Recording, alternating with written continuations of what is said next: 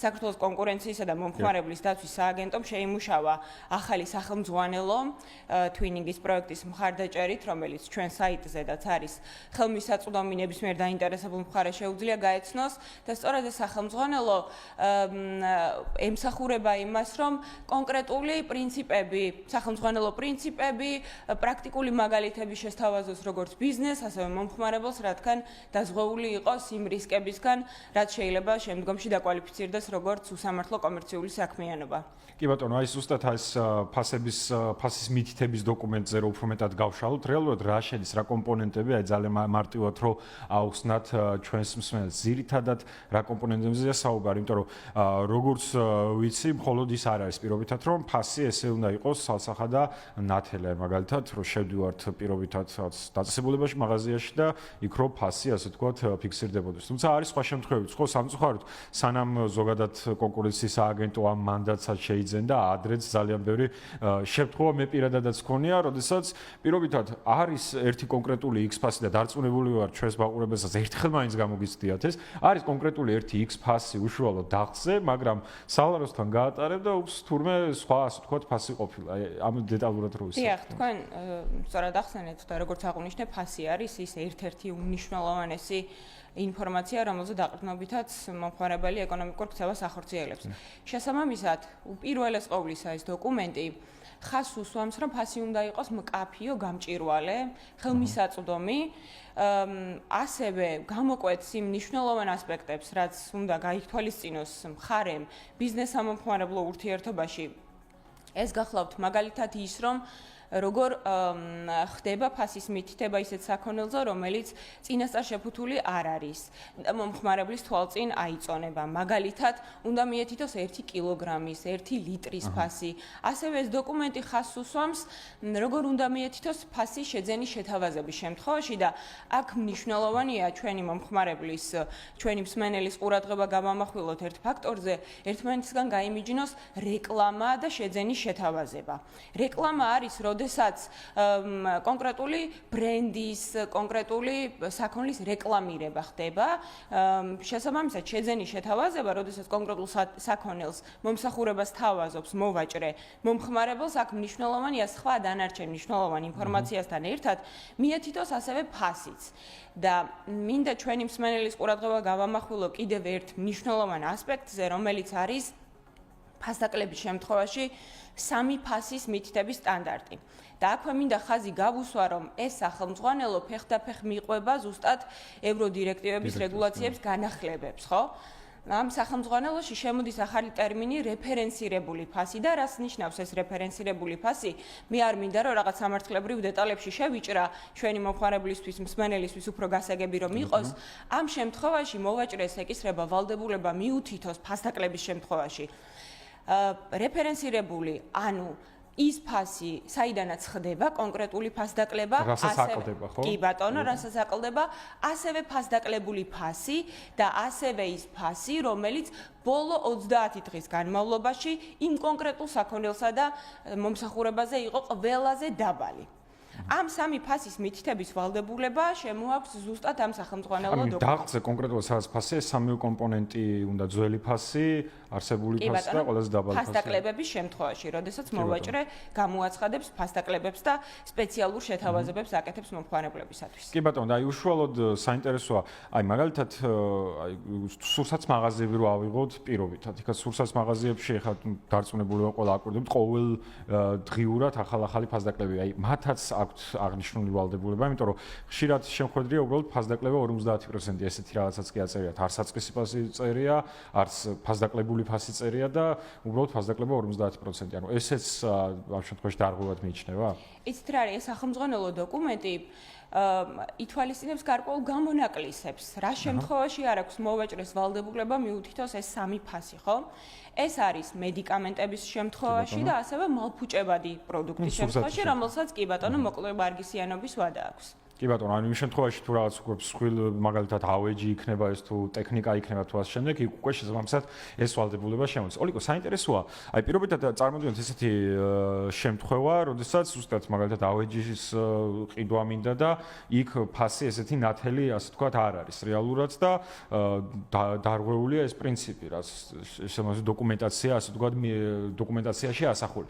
და მე მიმართე კონკურენციის აგენტოს. აი კონკურენციის აგენტოს უშუალოდ რეაგირების არეალი ესეთ კონკრეტულ кейსებზე, სადაც ფასდადებასთან დაკავშირებით, ფასთან დაკავშირებით გაურკვევლობა. აი ამ შემთხვევაში კონკურენციის აგენტოს რეაგირების არეალი როგორია?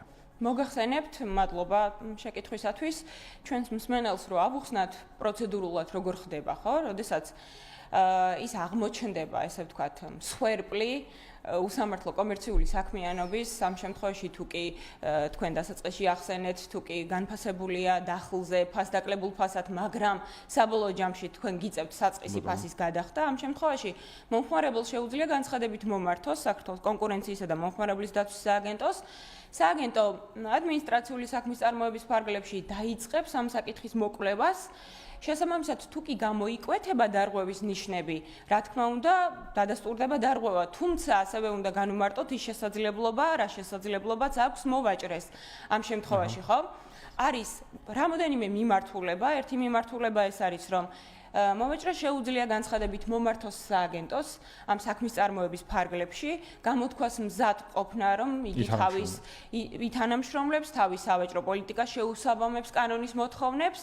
ეს სააგენტოს დისკრეციული უფლებამოსილება დაეთანხმება თუ არ დაეთანხმება, შესაბამისად დათანხმების შემთხვევაში ფორმდება ხელშეკრულება, განისაზღვრება ვადა რა ვადაშიდაც უნდა მოხდეს ამ დარღვევების აღმოფხვრა, თუ კი არ ითანამშრომლებს მოვაჭრეს სააგენტოსთან, ამ შემთხვევაში უკვე იმსჯელებს არსებითად სააგენტო კონკრეტულ დარღვევაზე თუ დარღვევის ნიშნები გამოიკვეთება, რა თქმა უნდა, დაუდასტურდება დარღვევა მოვაჭრეს და განისაზღვრება ერთი თვის ვადა, რომ ამ ერთი თვის ვადაში აღასრულოს კი ბატონო გადაწყვეტილება და აღმოფხვრას ის დარღვევები და თუ დაუშვათ ამ გადაწყვეტილებას არ აღასრულებს, მერე უკვე კანონი განსაზღვრავს დაჯარიმების მექანიზმს, რომელიც შეადგენს წინა ფინანსური წლის ბრუნვის 2%-მდე. კი ბატონო, და დაჯარიმების ნაწილზეც მინდოდა მეკითხა, ესეთი რამე გახმაურებული ერთგვარი кейსი თუ ყოფილა, როცა მაგალითად დაჯარიმებულა კომპანია რა მოცულობით მაგალითად და აი იმ ფონზე, როდესაც თქვენი მითითება პირობითად არ გაითვალისწინეს. აი ესეთი кейსები თუ ყოფილა, ერთი რო ვთქვათ. რა თქმა უნდა, მრავლად არის ზოგადად სააგენტოში და მე მინდა რომ სტატისტიკურადაც მიმოვიხილო, რამდენად მზარდია მომხმარებლის მომართვიანობა. ხო, მაგალითად 2024 წლის იანვრიდან ნოემბრის თვის ჩათვლით 791 განცხადება შემოვიდა სააგენტოში, აქედან 128 შემთხვევაში გაფორმდა პირობითი ვალდებულების შესახებ შეთანხმება და მოვაჭრეებმა შეუსამამეს თავიანთი სავაჭრო პოლიტიკა კანონის მოთხოვნებს. 78 შემთხვევაში დარღვევა დადასტურდა და 44 შემთხვევაში უკვე მოვაჭრეს დაეკისრა ჯარიმა და ეს ჯარიმა საკმაოდ სოლიდურ თანხებამდე მიდის. ახლა მე არ მინდა კონკრეტული ციფრი დავასახელო, ეს ხელმისაწვდომია ჩვენს ვებგვერდზე და შეუძლია ჩვენს მსმენელს გაეცნოს ამ ინფორმაციას, მაგრამ ეს კიდევ ერთხელ ხაზს უსვამს იმას, რამდენად მნიშვნელოვანია ბიზნესსა მომხმარებლო ურთიერთობაში ერთი მხრივ დაცული იყოს მომხმარებლის უფლებები და მეორე მხრივ ბიზნესმაც გაითვალისწინოს ის ვალდებულებები, რასაც კანონი აკისრებს. კი ბატონო, და გახმაურებული кейსი მაინც რამე თუ იყო ესეთი, ყველაზე მეტად რო ჩანდა ამაზეც რო ვისაუბროთ დიდ კომპანიებთან დაკავშირებით, ესეთი შემთხვევები იყო მიმდინარე წელს? მიმდინარე წელს იყო და ზოგადად მინდა გითხრათ, რომ სააგენტოში მრავლად განვიხილეთ ისეთი кейსები, რომელიც ერთგვარ სტანდარტს ადგენს, მაგრამ მინდა ჩვენი მსმენელის ყურადღება გავამახვილო ბოლო დროინდელ მნიშვნელოვან საკითხებზე. მე უშუალოდ მოვაჭრის იდენტიფიცირებას არ მოვახდენ, თუმცა საკითხს რო ხაზი გაესვას, ერთ-ერთი მაგალითად იყო ზუსტად ფასის მითითების სტანდარტთან დაკავშირებით, როდესაც მოვაჭრემ თავის 4 წლის იუბილესთან დაკავშირებით გამოაცხადა 90%-მდე ფასდაკლება, თუმცა საბოლოო ჯამში ის კონკრეტული საქონელი იმ ფასდაკლებით არ მიაწოდა მომხმარებელს რა ფასდაკლებითაც მან საიტზე ვებგვერდზე განათავსა. შესაბამისად მომხმარებელი დავობდა რომ მისთვის ეს 90%-მდე ფასდაკლება იმ კონკრეტულ საქონელზე მისაღები იყო. შესაბამისად ზუსტად ამიტომ განახორციელა მან თავისი ეკონომიკური ქცევა და სახელშეკრულებო ურთიერთობაშიც ამიტომ შევიდა მოვაჭრესთან.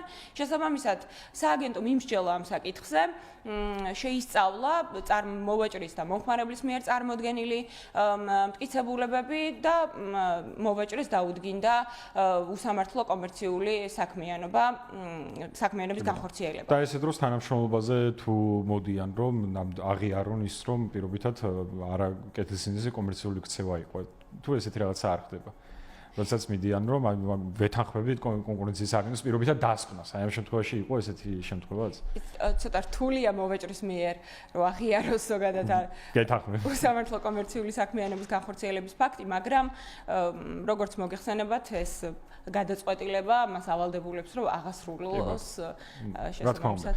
და ოლიკო მინდა ბოლოს კითხოთ ზოგადად თქვენ მოკვლევაზე საუბრობდით ხო? როდესაც კონკურენციის და მომხმარების უფლებების დაცვის სააგენტო იწყებს გარკვეულ მოკვლევას. დაახლოებით რა ვადაში ხდება ხოლმე თუ ეს დამოკიდებულია кейსის სირთულეზე. დაახლოებითი ვადები თუ გვაქვს ხოლმე რა ვადებში ახორციელებს კვლევას კონკურენციის სააგენტო?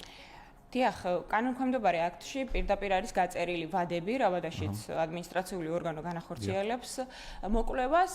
ჩვენ შემთხვევაში ეს შეადგენს 1 თვეს, რომელიც შეიძლება გაიზარდოს 3 თვემდე.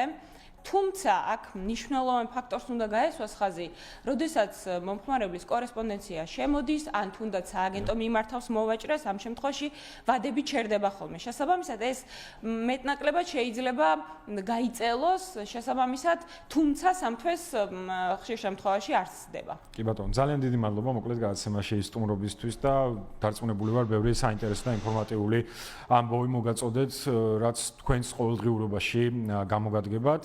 შეგახსენებთ, რომ ჩვენი სტუმარი იყო ოლიკო კობახიძე, კონკურენციის და მომხმარების უფლებების დაცვის დეპარტამენტის წარმომადგენელი და შეგახსენებთ, რომ ჩვენ ტრადიციული რუბრიკა გვაქვს ყოველ სამშაბათს კონკურენცია და მომხმარების უფლებების დაცვა. დღეისთვის კი სულ ეს იყო, შემდეგ სამშაბათამდე ასე ვთქვათ, გემშვიდობებით.